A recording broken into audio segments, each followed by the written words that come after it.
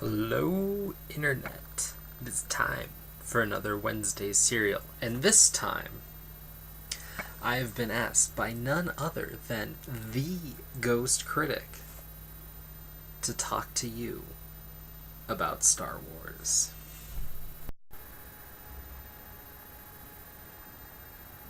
And we're back. Oh man. Okay, so this is gonna be one of them ramble vloggity things. I am not a huge fan of Star Wars.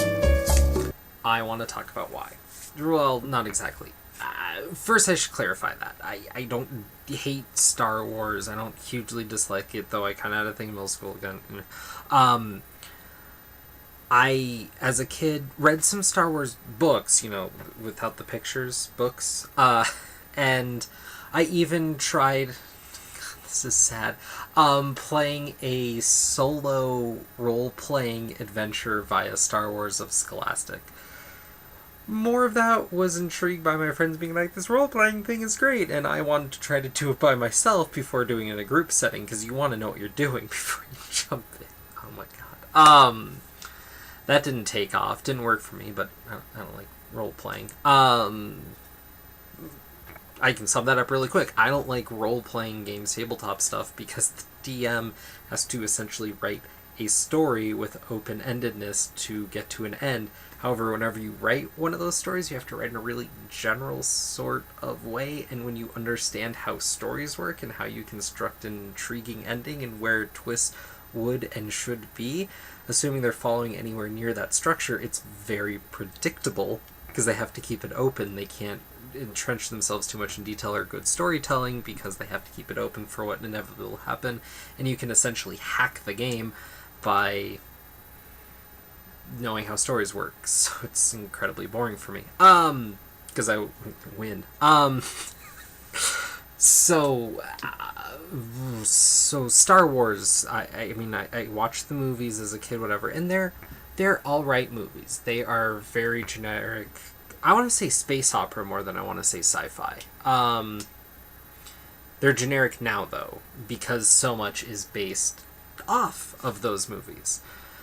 And so much has come from that. There's so much hysteria, and there's all kinds of crazy things about George Lucas and the fans of Star Wars and how that's a thing its own.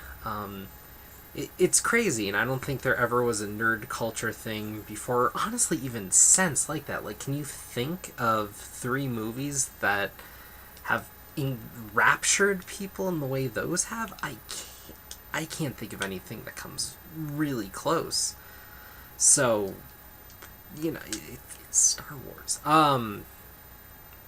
But to me, coming to it in the 90s, basically right before the prequels started, they were cool. I watched them, I enjoyed them, but to me,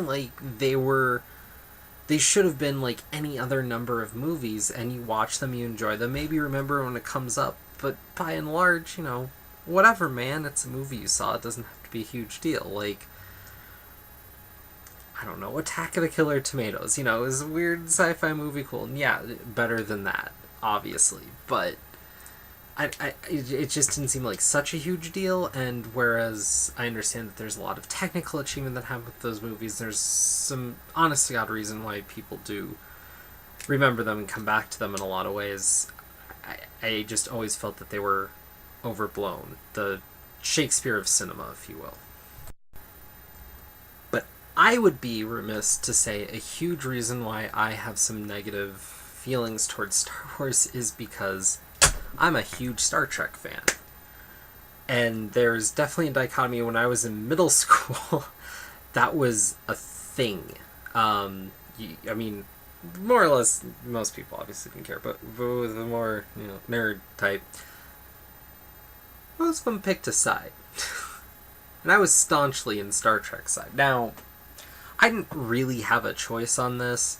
When I was born, like months after I was born, my mom plopped me down every week. We watched Star Trek The Next Generation. I didn't really remember it, obviously, but whatever. And it's just how my brain was wired, basically. So, rooted all the way back. Like, part of my development is in that, and I can't escape that, and so I'm obviously going to prefer it, and if it was going to be, brought up against something, I was going to prefer Star Trek to whatever it was going to be compared against, basically. And that happens to be Star Wars. But with a more enlightened view, I see there's some other things there and some reasons why I think Star Wars is overblown. So Star Wars, when you come down to it, is good versus evil. The Empire is cartoonishly evil. The staunch white guys in suits, are all, well, you do it our way or no way at all, and there's no give or take. They're evil. Darth Vader is this embodiment of evil until they kind of twist it. That's the one character that maybe... The Emperor, oh my gosh, hilariously evil. Like, obviously, I mean, look at all the parody and whatnot that's come off of that alone. Cartoonishly evil. And they're the bad guys. There's no if, ands, or buts, really. And I know in some of the supplementary stuff that had to have been explored, but even, like, the books I read or the video games I played or whatever, they're the bad guys. They're just bad. So, there's not a lot of gray area. There's not a lot of moral give or take. There's not a lot of understanding the side. There's not a lot of, honestly, story for it where it could be. For 3 movies, fine, but for what Star Wars has blown into, it's a bit much to not play with such a binary reality. But a lot of people really like that. A lot of people really like that clear, good, bad guy. And who am I to judge, obviously? I mean, the superhero stuff, usually pretty clear, right? But at the same time, like, I love Spider-Man. Most of Spider-Man's villains have some sort of sympathetic edge or something to it that talks to a greater truth, and maybe they have a decent point, but they're going about it the wrong way, usually. True of a lot of Batman villains as well. Depending on the decade, even the Joker, like... so there's a lot of weird play there, and Star Wars to me just doesn't have any of that. On the flip side, Star Trek, and the first thing I think of when I think of Star Trek is Deep Space Nine. I don't think of the Next Gen first. I certainly don't think of the original series. I'm just wagon in the stars for that. It's not the way I think of it. So Deep Space Nine, for the uninitiated, is a space station. And unlike every other bit of Star Trek, they're not in a ship going around dealing with, like, Alien of the Week or whatever. They are there, and the relations that they build and the characters that they bump into and the people that pass by tend to pass by again, and it's like this living ecosystem. And unlike every other Star Trek show, it watches, or it views, however you want to, a lot more like you would see shows today in the Netflix era, where, like, you are rewarded for continuing to watch, hour after hour, and binge watching probably is a better way to digest this.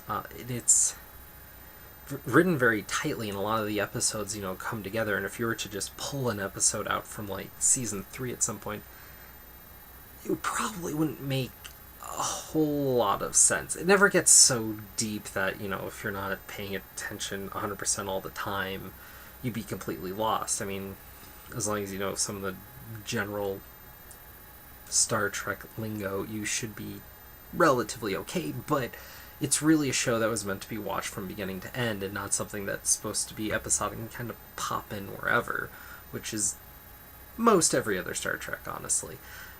And so, because of that, you got these, not villains, but you got these opposing views, and you had this huge war, but you saw it from both sides, whereas one side was the bad guys at some point.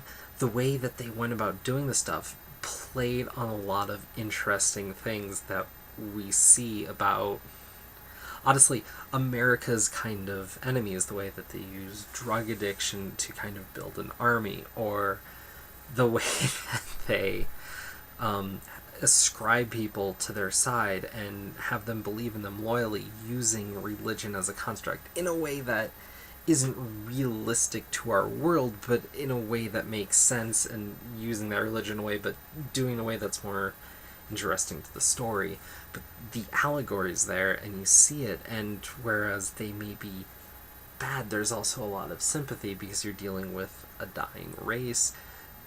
They're trying to control what they can, and in a lot of ways what they're doing is they're reacting to, when they reveal a bit about their past, is a lot of them dealing with their safety. And it's interesting because as egalitarian and advanced as this other side has become, it's reacting against the opposite of the Federation, which is the idealized, humanity in the future, where within our own bubble we are living in a utopia, but bumping against cultures that have different views. And it's not good versus evil in that, like, do or die kind of fight, because people are living more comfortably, because people have a higher standard of living. They are able to encounter more philosophical problems. They are in a position to question different bits about what is best for humanity, what's better for the future, and when do you maybe regress to a do or die situation, or when do you try to rise above. And that's kind of the core of what makes Star Trek work. And if you don't have an almost utopian society that these characters come from, a lot of the things they encounter, it just doesn't work. And that's the biggest difference I can find between Star Trek and Star Wars, is like this need for it. But again, the body of work, right? Star Wars keeps coming back to and revolving around a time period around 3 movies, which in the timeline is a handful of years. Star Trek goes across, obviously, literally generations. You have, each TV show, the last chunk of them more or less take place in one time period, if you don't count Enterprise, which, Enterprise wasn't a bad show. It just, the way it played with the timeline was a little questionable, but it was a bit of a retcon, whatever. And then, just forget the 2 newest movies. Those aren't even, I know they're Star Trek, but they don't capture the heart to me of what Star Trek's about in any way. Not that they're decent action flicks, but that's not Star Trek at all. So, same with the next gen movies by and large. And so, but even neglecting, certain parts of the Star Trek body, you have seasons of TV, you have tons of movies, and I know Star Wars has a lot, but even then, there's like 3 main movies, there's like 3 prequels, and then other stuff that people kind of take or leave. But Star Trek has a lot of stuff people take or leave. There's also an animated series nobody wants to remember. There's also, comics and lunchboxes and all the merchandising stuff. So I just feel like Star Trek has more to work with. And so it really just comes down to that in my mind. And really, it comes down to one big thing at the end. Like I said, Star Wars is, this dichotomy, good, evil, the good fight. Whereas Star Trek's dealing with more philosophical, more interesting issues about what is the right thing to do, how do we handle certain situations, how do we rise above our baser instincts at times to be better, but at the same time not neglect our baser instincts for the beauty of being the animals that we are in some ways at the same time. It plays with a lot of that. And so I just feel that there's more to dive into there, and I find that more interesting.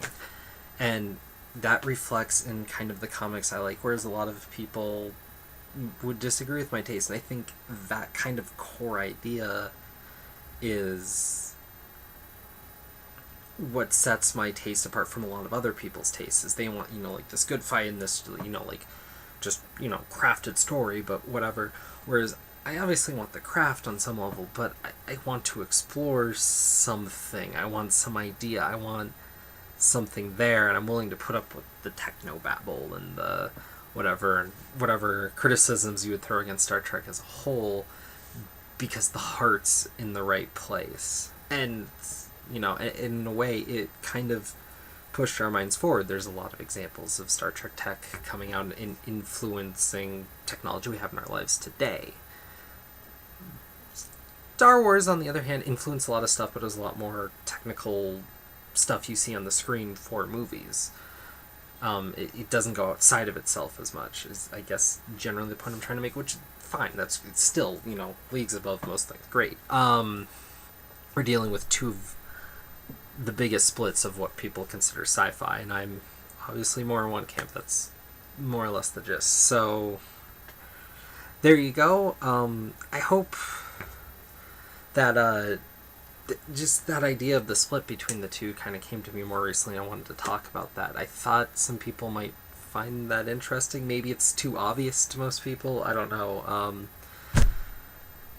Yeah. Have a good night, guys. Now, for whatever reason, I should let you know I would have not read this if he hadn't given me the digital code.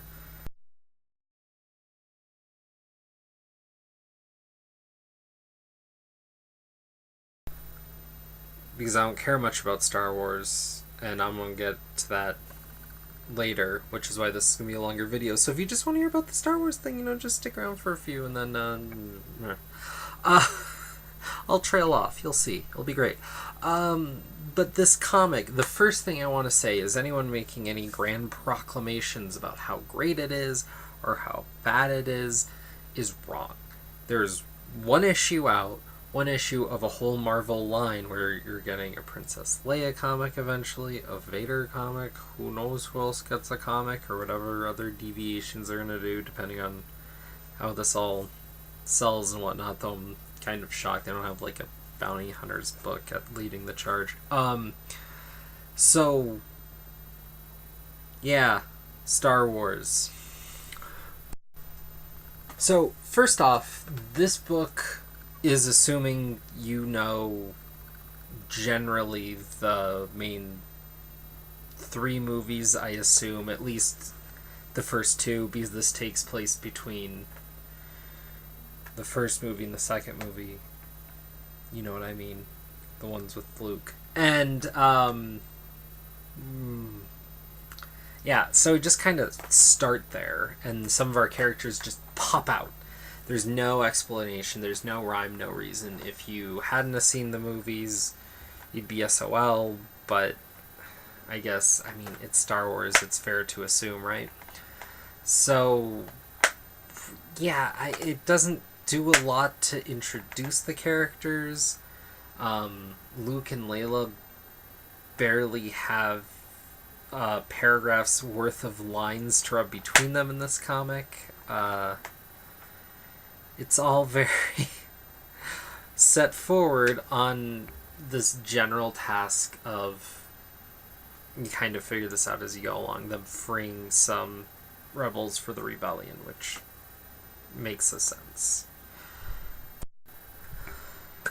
A lot of what I'm curious about, I guess, is that we already are starting this fairly dire mission, and it's already taking place between the 2 movies. And I'm kind of wondering how much mileage they can get out of something like this, where how far can you really stretch the interaction of the characters between these 2 movies before it just kind of gets ridiculous? And if you're to take them as serious canon between the 2, how much does that, in a way, lessen the effect of some of the movies? For instance, in here, Vader says, "I will not let one of the guys who'll blow up the Death Star, escape me again." How many times is he going to say that sort of thing in here, and then when you hear in the movie not laugh? Like, oh, then I guess he said it like 40 times. How long can they pull that sort of thing? And what's really weird here is what I kind of want to know, because I have no conception. I know there's Marvel Comics before it was Star Wars. There was Dark Horse. I don't know if there was anyone else. Okay, there were a couple of forgotten indie title or indie publishers that had it one day.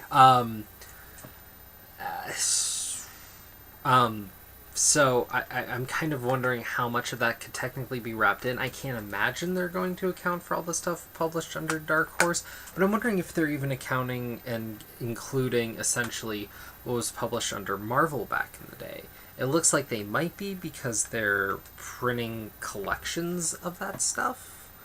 So I don't know, and I don't know how much that could potentially interfere, because how much can you build up with this stuff, especially when you really have a universe that, I mean, really, before the prequels came out, were based around Luke, Leia, Chewie, Han, Vader, the Emperor, I mean, maybe Boba Fett, Lando, obviously, and then, like, a couple, droids.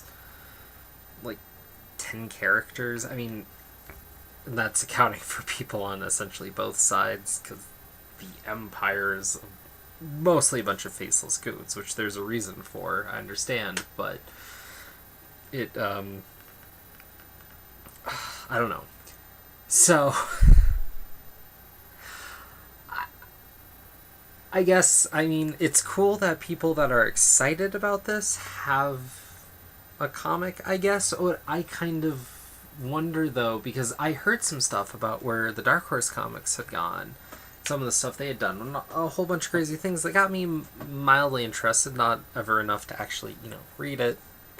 But, curious things about, like, what happened with Luke's legacy after he kind of got older and passed, or, like, some different things where Luke went to another side, more dealing, and more of where I think Star Wars could be more interesting is getting away from the Force entirely, and I know they had touched on some of that, focusing on the bounty hunters, focusing on the droids, and not in, like, the weird cartoon show way, but in a